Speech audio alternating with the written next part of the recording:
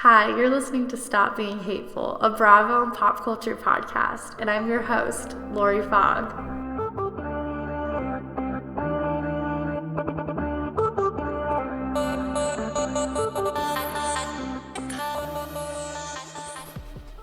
Hello, guys. We're reporting to you live from the Sir Alleyway. This is Stop Being Hateful. As always, I am your host, Lori Fogg.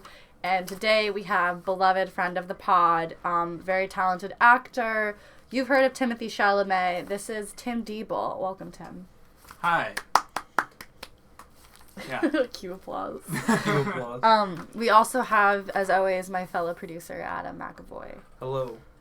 Me and Tim go back quite a ways. We used to do a podcast a couple of years back called The Porch on a Porch.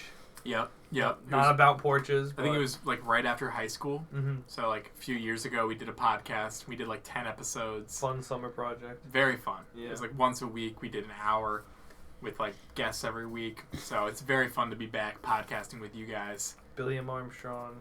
With William Armstrong. Yep. That was my favorite Good guest, names. I think. All right. Well, today, you guys, we're going to be talking about something very near and dear to my heart. The reason why I'm on this planet, a thing that saved me many, many times. Vanderpump Rules Season 2, Episode 13, Slap, and Vanderpump Rules Episode 14, Season 2, I Lied. Now, Tim, you've never seen Vanderpump Rules, is that correct? Yeah, these are the only episodes I've seen fully. And, I feel a little smarter for it. Yeah, I mean, we're all better for the show, truly. We thought that you would be a great guest because your life, honestly, Mirrors. is a parallel to the show. to the show. servers. I do all the same things that these people do, except like, I don't know, I have a very different personality. Yeah. Yeah. Where they're from LA. I'm also an actor who works in restaurants. Like that's what I love it. I love working in restaurants. And there is a lot of drama in real life between other people who work in restaurants. Like there's a lot of relationship dramas, and that's why I try to stay away from like being with coworkers and stuff. But not these people.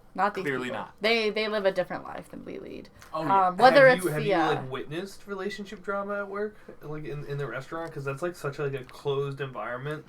Oh yeah. I mean, it's not as always as explosive as it is on the show. And there isn't in the two episodes we watched, Slap and I Lied. Episodes 13, 14, Season 2. That's right. There was no clips of them actually working. Oh no, they do not work at all. I assume they don't. I assume they work like one shift a week, maybe two. After Season 3, they stopped. Well, yeah. Now it's like there's Season 9, and like at that point, it's like this is a farce. Like I know these people don't. They afforded homes. Like you can't afford a house on a restaurant like budget. No, really, unless you're working 7 days a week, all day. And you're also like probably performing something else, stripping. Yeah. Exotic dancing. Exotic dancing, as Bret Michaels would say. So, like the main subjects from these two episodes that I could gather are Jax, Kristen, Tom, and Stassi. Are the main players, yes. Those are the four main players in this Shakespeare of a reality show. And throughout the whole series, there really are like the through lines of the series. They're the carriers of, so there's right now what we've been trying to figure out all season long really is whether or not Jax and Kristen fucked. And Jax says that Kristen smells like coffee and cigarettes and that he would never sleep with her, and then Kristen says that she wouldn't fuck Jax with a 10-foot pole. What that means, I'm not really sure. I don't watch pornography, but I do know that is something that you can do. So, that's very large pegging. Very long, who got pegged, I don't know. Socially distanced pegging. A COVID pegging. Where you're at least 10 feet away, 11 feet away. Can't get COVID then. Can't get COVID through the pussy. Yeah, none of these people are like wordsmiths. And it's like the thing about this show that I saw in the two episodes is that the scenes are good. Like the content of the scenes are dramatic and they're good, but the actors are terrible. It's strange for aspiring actors. They cannot act. To have no sense of emotion within their own personal lives. Because part of being a really great actor is being super in tune with reality. Because your job is supposed to bring reality to fiction. You personify fiction through your being, and you have to be real. And but they couldn't even fake not sleeping together. Yeah, well, that was very eloquent and beautiful, and it sounds like you've thought a lot about your process. I feel like with these people, it's like, oh, I just want to be famous, and I'm like Adderall thin, so like I could do that. I mean, Sheena's like going off, like she's like, I'm not even gonna be an actor. I'm Didn't gonna be even a get a pop lot. star. Yeah, but so the amazing single "Good as Gold." That was my favorite part. Is that what it's called? Good Good as as Gold. Gold. In episode 14 of season 2, I lied. Sheena goes on this. This is her engagement party. Her engagement party. I respected her for just going up there and singing it, but then after I respected her because she was like, all right, now everybody, we're going to go get drinks. And I was like, you know what? It's your engagement party. She can do what she wants. You're telling people to get drinks. That's pretty cool. Yeah. Like, yeah. You're making sure everyone's having a fun time. Which, pass the drinks. Ooh, Yes, yeah, sir. we are I'm drinking. gonna grab the Truly. That's what I was going to Tim's drinking a Truly and a Tito's, which I think is an inspired concept. Thank I, you. as I'm always, have the drinking, fighting spirit. That's right. Why? I give up wine for Lent because I am a woman of God and I am drinking a hard cider tall boy. But so, so they're trying to figure out, in episode 13 we come out and we're still trying to figure out, like, did they sleep together? And the thing that really is that adds to the drama. The only person trying to figure it out still is Tom Sandoval. It's Tom Sandoval's lost in the sauce, as it were. But the thing that really that adds to the fire is that Stassi and Jax are exes. So it's like, not only did you fuck with with your man's best friend, but you fucked with your best friend. Like, best friend's ex, yeah. Yeah, and he was trying to get her back. He got his name tattooed on her arm. Like, the trials and tribulations Jax went to get Stassi back were endless. It was pretty silly. Pretty silly, In the end, pretty silly. Oh my god, in the scene where Jax is celebrating his birthday party with all the boys and Stassi crashes boys' night, there's one part where he screams out, I got your tattoo, like, I got your name tattooed on my effing arm, and, like, do we swear on this podcast? We can say whatever the fuck we want. Fuck yeah. And I was like, oh my Jesus. And it was for his 34th birthday party, and she's like 24 in she's this 25, they're 9 years apart. Yeah, they started dating when she was like 21. 21. Yeah, and he was 30, so it's kind of like, it's been a decade with them. And it's funny because Stassi is, in many ways, the one that got away from Jax. I think he'll always love her. Because she's the only person that really has the balls to be like, you're an idiot. Like, I hate you. Women don't say that to Jax. They say, burn in hell. They say, rot in hell. They say, I hate you. But they don't ever say, I hate you. You know? Mm-hmm. What's the difference between that and I hate you? Well, one of them is from the South, so it's much sillier. And I am a New Englander, so I will shit on them. We beat them once. We beat them once. We'll beat them again. What can I say, guys? But so, yeah. I do want to talk about when Stassi said she wants to wrap a dildo in acid and give it to Kristen. I don't really know what that means. I still don't. Like, as a woman, I'm like, I don't really understand how acid works. When I first heard her say it, because I don't know the show, and that was like in the opening of the first episode I saw, which was episode 13 of season 2.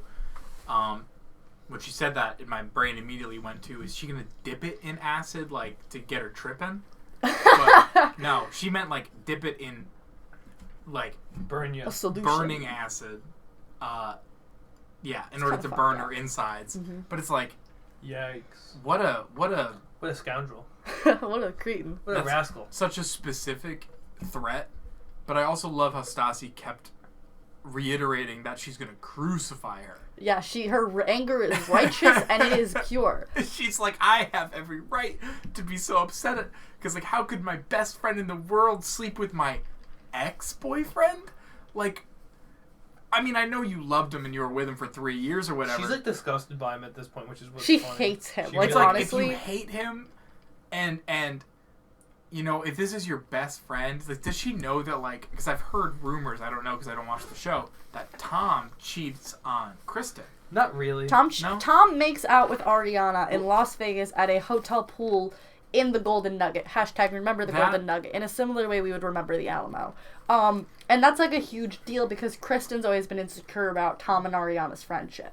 But both Tom and Kristen have been dating for multiple years. Like 10 years. Not 10 7 years, but for a long time. They've been dating for 7 years, and they both cheated on each other like around the 1 or 2 year mark. Yeah. So they both cheated on each other before this. Yeah. But then not since until No, I think it's been like I believe because season 2 starts off with because Jax is always like whenever he gets in an argument with Sandoval, he drops like, well, that's why you fucked 50 girls. Like, he says stuff like sociopath stuff, truly. Yeah. But again, Jax is he's a liar, so it's hard to believe. But season 2 starts off with Sandoval kind of being like, well, I'm in the doghouse because Kristen found out I cheated on her. So it's a recent cheating that I don't know how many times they've done it, but they have. But it is recent in the season, because he takes her to a Korean barbecue place and she's a vegetarian, which I always thought was very funny. A funny place to take your girlfriend after you're trying to rectify your misgreetings.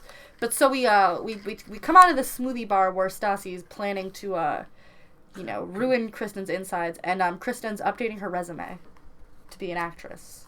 I think it's interesting that scene. And she goes, and they cut to Sandoval when she says she works well with others. Tom Sandoval throughout this whole thing does look like the light inside of him is slowly dying.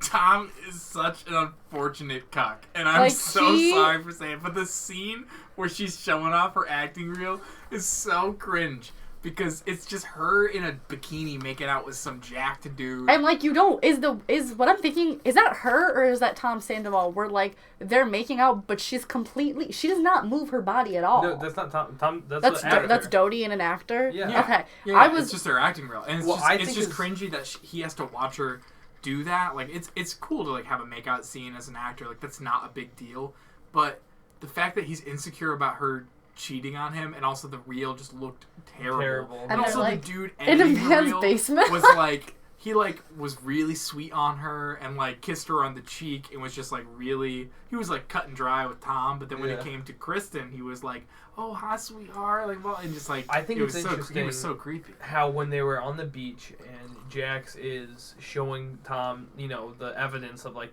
Kristen trying to cover it up, it's like a quote that's so perfect in the Bravo. He goes, I feel like I got jaxed. They refer to that throughout the series as like being Jax. But like it happens with a lot of girls. Like Jax sleeps with a girl, like lies to her, like whatever he does. He has 2 girlfriends at the same time next season. And he calls it, and they're like, "Oh, you got Jax."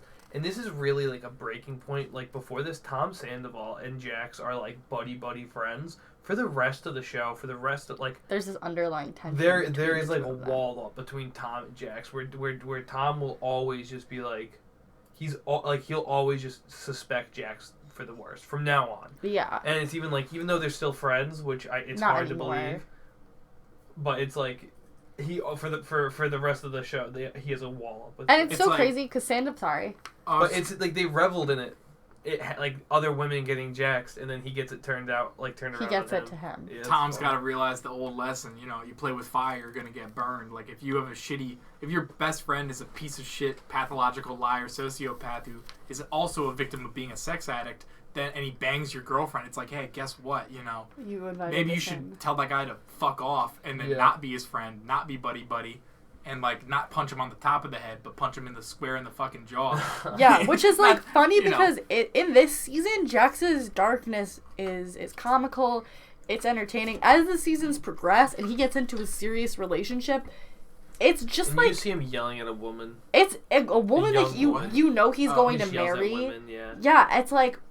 This shit is dark. Let's talk about the scene right after when Stassi interrupts the birthday in boys' night. 13, boys' night. And he's grabbing her arm. For the listeners, like, Jax grabs Stassi's arm. With both hands. They're at the bar alone.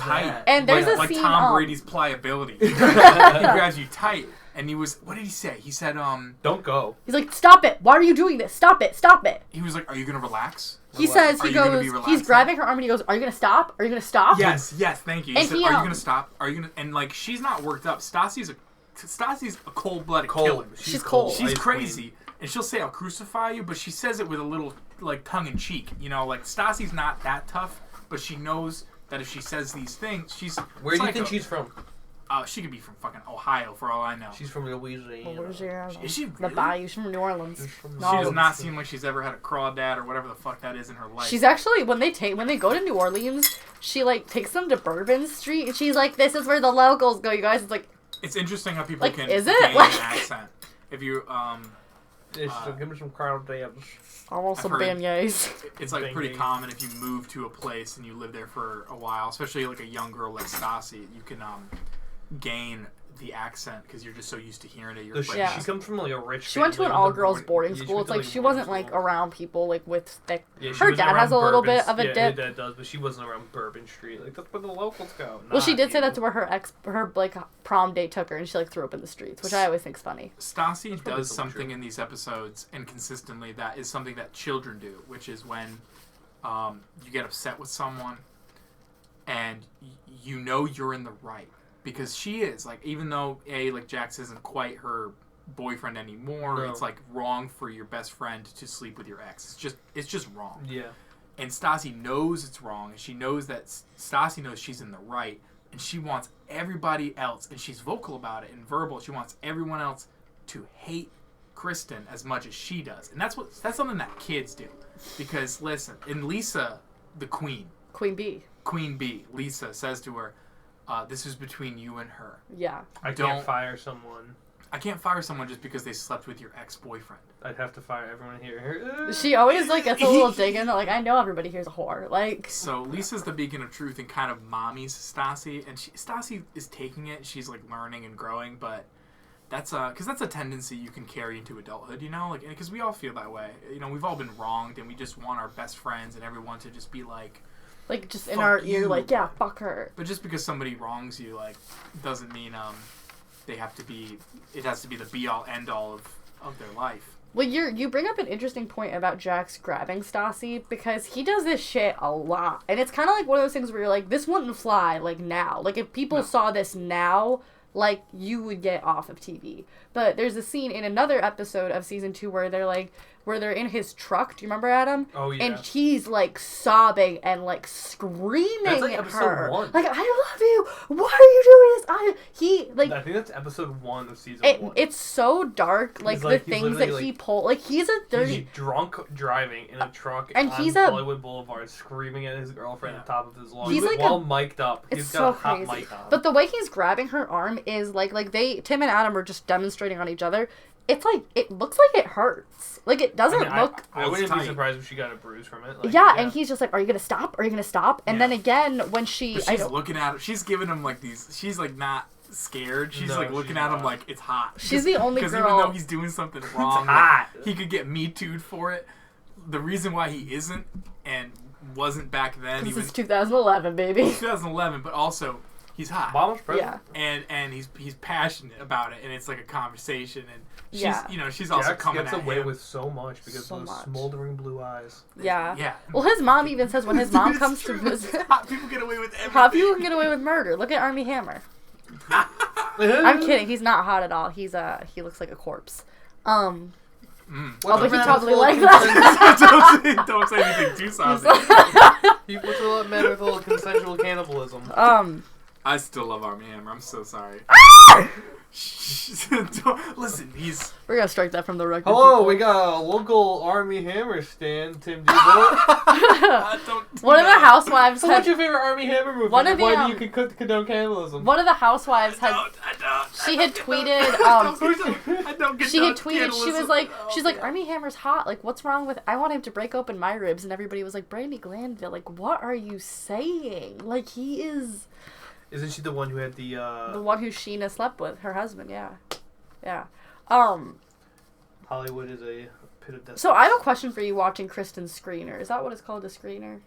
Kristen what? Her acting reel? That's called a reel. Okay. Is she a good actor? What? No. No. What about her performance convinced you that she was a bad actress? An actor. That convinced me that she was an actor. Is the fact that she didn't have sex in the scene, so she can't be a porn star. So by process of elimination, she's an actor. Good point. No, I mean, I don't know. Being an actor is just something you say you are. It's not really. It's just something. you do it. Yeah. You do it, Yeah. or you are or you aren't. Like I say that I'm an actor, but I don't have any fucking projects going on right now. Like I'm not doing any plays or any I'm on a podcast. You have this project. Exactly. Like you just said, yeah. It's a craft. It's a job, but it's also just like a craft you work on. Okay, well that's a good answer. Kristen Doty looks like she's just bought her entire outfit from Wet Seal in every scene. Like she walked in a Wet Seal. How old is she in this episode? I believe she just turned 38 today. Happy birthday, Doty. I believe by process of elimination must be 29. Okay. Like late 30s, early late 20s, early 30s, I think. I just think we haven't touched on enough the fact that Kristen's confession was so hollow. Like at the end of the season, you never get in reality television the payoff you get of the confession. You get an ambiguity. You get like a cliffhanger. A season almost never ends with like a definitive answer. Like yes, they did. Producer Kennedy is outside bargain. But it's interesting because there were so many opportunities for her to confess throughout the whole season. season. Like if she had just said in episode 2, like yeah, I did sleep with him. It's like then they could have really gotten like. I don't know. How does Tom not just break up with her? Because I think it's like, because the scene where they're at the pool party or the surf photo shoot, and Lisa is like, or Stassi's like, and Stassi and Sandoval don't like each other. Like, it's like a series long thing where they just they're like in the same circle, but they're not friends. Like, you know what I mean? They butt heads. Where she's like, their personalities clash. They're both cancers. Do you think, Tim, that that they didn't break up because he was like, oh, I still have to work with her on Monday? I don't know why. Because we know it's not a roommate situation because she can go stay with Jax. Cool, but like, I love when Sandoval's like, Jax stinks. He's dirty. He doesn't brush his teeth. I think he doesn't break up with her because it's a deep, what Stassi says, it's a deep denial. It is. He really denies the reality. And it wasn't even until Lisa, at that same photo shoot, came up to him and was like, she basically just told him, like, she's cheating on you, what are you doing? And he seemed to believe her more than Stassi. Because it's Lisa, because Lisa's the beacon of truth. And I think, I don't know, it's just, if he breaks up with her, then it's kind of like he admits defeat a little bit. And if he keeps sticking with her, and it's such a man thing to do, like, stick by your woman no matter what. Because if you can make it work in the end, then all the shit you went through is suddenly positively worth it. Yeah. But that's like, not always... I mean, that's how they would feel about it. I'm not saying that's the case. I think he should dump her and they should just move on with their lives, but... Yeah, do you think... Because I feel like it's like... Well, it's like with Katie and Schwartz, who we didn't really see a lot of this episode, it is like the sunken cost fallacy, where it's like, I've put, like, all this time into this person. Like, I'm not just gonna, like, leave them for, like... this, like, because I also think like there's a scene in the next season where Sandoval's very tearful and he says like, I thought we were gonna get married, like I had like in my life, like there. Which that's what I think that's where our header is from. Yeah, our header is from that very interaction. When Tom is like, seasons later, where Kristen is trying to blow up his new relationship. Kristen literally says she wants to hit Ariana with a bus. There's multiple seasons where like the whole almost like driving factor of the season is Christian trying to sabotage Tom's new relationship. Tom gets in a relationship with Ariana. With Ariana, yeah. The girl who's getting married and Sheena's getting married. Ariana's the blonde girl. The blonde girl who we showed you who was sitting. Right. Yeah. So she's like, Ariana will be like 5 minutes late to something, and Kristen will be like, hope she didn't get hit by a car. And they're like, why would you say that? She's like, I don't know, like, because I hope she doesn't. Kristen has like a lot of audacity. To be able to she's like, cheat on a guy with his best friend and then try to sabotage his next relationship. Yeah. Like, what a bitch. After watching these 2 fiery episodes, do you think, would you recommend Vanderpump to another friend? No. I'm sorry. No? It's just... You will not continue watching. I cannot. It is so cringy, my friend. I'm so sorry. I know. It's just, it's the perfect kind of television if you have a very long, hard day at work and you're stressed about your life and you just need to watch other people suck and just enjoy yourself. And it's fun to talk about with people It's fun to watch. It's not fun to watch alone. It's more fun to watch with someone. Well, that's like the whole thing with like the Bravo community is like you can't exist. Like no man is an island. Like what is the point of watching Teresa Giudice flip the table if not to look at your partner and say, not to send oh a gif of it to someone who's also seen it. You know? Yeah, it's like that's the whole like, and it's like once you're in the culture, it's fun. There, like I hate to say it because like I've never been a reality show person except for the Survivor. The Sanctimonious Survivor. The beautiful show. The OG, the great and one and only. Yeah. So you know, watching these shows have been like definitely like a culture shock for me.